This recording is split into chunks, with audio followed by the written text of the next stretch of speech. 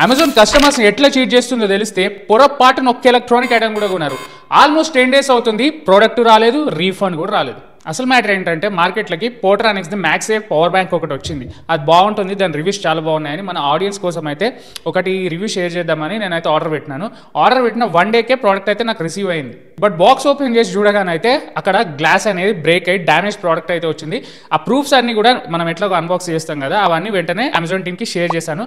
వాళ్ళైతే replacement accept చేశారు. So ఇప్పటి వరకు కూడా రెగ్యులర్గా జరిగేదే ఇక్కడ జరిగింది. పికప్ కోసము థర్డ్ పార్టీ సర్వీస్కి డెలివరీ సర్వీస్ కానీ వాళ్ళు ఇస్తే వాళ్ళు 2 days లేట్ చేసిరు, తీసుకుపోయి కూడా ఆ డ్యామేజ్ ప్రోడక్ట్ని ఇప్పటికీ 7 days అవుతుంది.